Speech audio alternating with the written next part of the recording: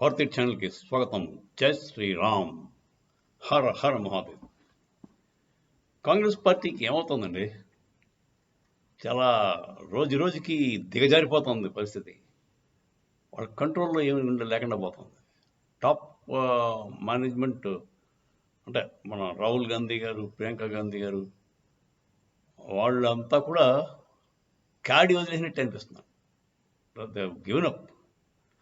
Election అయ్యేలోపు మొత్తం పట్టు వదిలేశారు. మామూలుగా వాళ్ళ ఎంపీ క్యాండిడేట్స్ అందరికీ తోటి కూడా ర్యాపో మెయింటైన్ చేయడం వాళ్ళు చేసుకోవాలి కదండి, చేయట్లేదు. దానివల్ల మీకు తెలుసు కదా, ఫస్ట్ సూరత్లో దెబ్బైంది. సూరత్లో క్యాండిడేట్కి నామినేషన్ ఫైల్ చేయడం రాదు, సంతకాలు లేదు, మ్యాచ్ అవ్వలేదు, ఏదో మిస్టేక్స్ వల్ల అతన్ని డిస్క్వాలిఫై చేశారు. 2, ఇందోర్లో ఎంపీ, మధ్యప్రదేశ్ ఇందోర్లో ఒక క్యాండిడేట్ అయితే కాంగ్రెస్ తరఫున పేపర్లు ఫైల్ చేసి తర్వాత విత్డ్రావల్ టైంలో బీజేపీ కార్యకర్తలతో కలిసి వెళ్ళి విత్డ్రా చేసుకుని వెంటనే బీజేపీలో చేరిపోయాడు. ఇది చేరిపోయిన తర్వాత తెలిసిందండి, ఆ లోకల్ ఎంపీలో పెద్ద పెద్ద లీడర్స్ ఉండేవారు. అంతకుముందు సీఎం చీఫ్ మినిస్టర్షిప్ చేసిన వాళ్ళు అంతా దిగ్విజయ్ సింగ్, దిగ్గిరాజా అంటాడు, ఆ దిగ్విజయ్ సింగ్ గారు, తర్వాత ఇంకో అతను కమల్నాథ్, మొన్న దాకా సీఎం చేశాడు లాస్ట్ టర్మ్.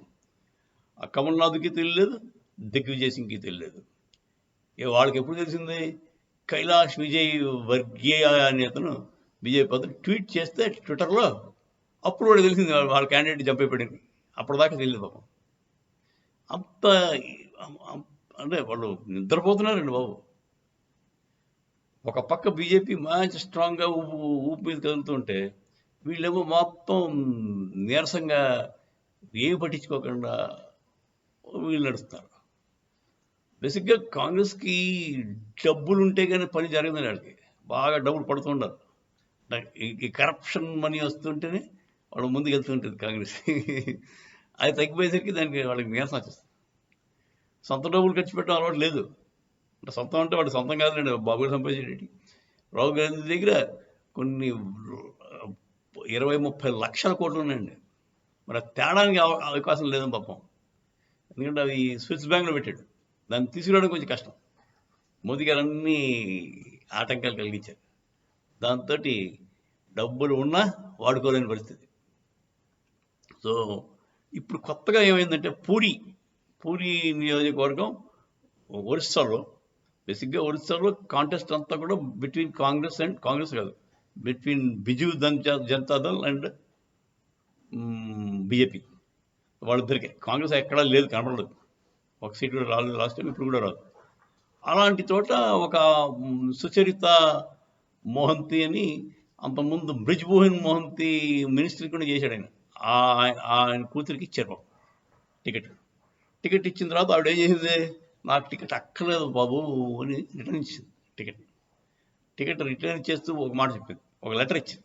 ఆ లెటర్ ఓపెన్ లెటర్లో ఏం చెప్పింది ఆవిడ,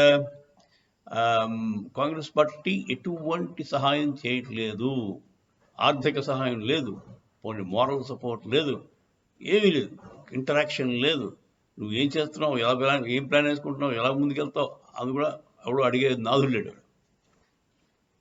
సో ఈ పరిస్థితుల వల్ల నేను నా టికెట్ వెనక్కి ఇచ్చేస్తున్నాను, మీ ఏం చేసి ఉంటారో చేసుకోండి అని చెప్పి ఆవిడ ఓపెన్ లెటర్ రాసి ఇచ్చేసిందండి.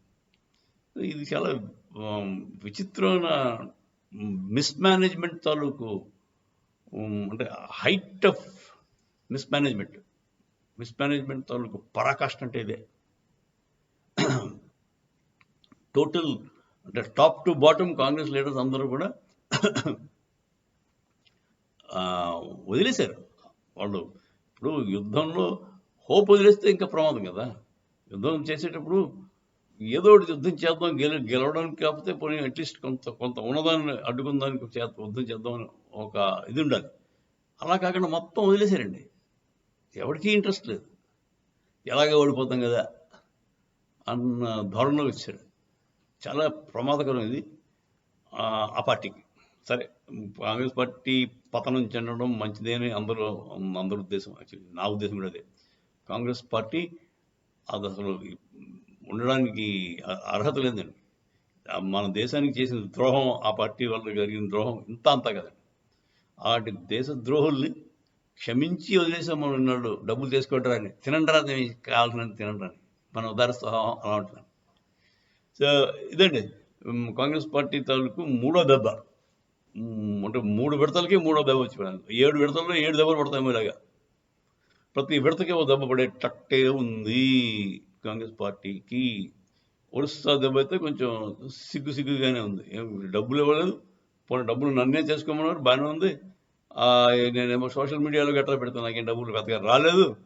తర్వాత ఏమో మిగతా లాజిస్టిక్ సపోర్ట్ కూడా ఏం లేదు.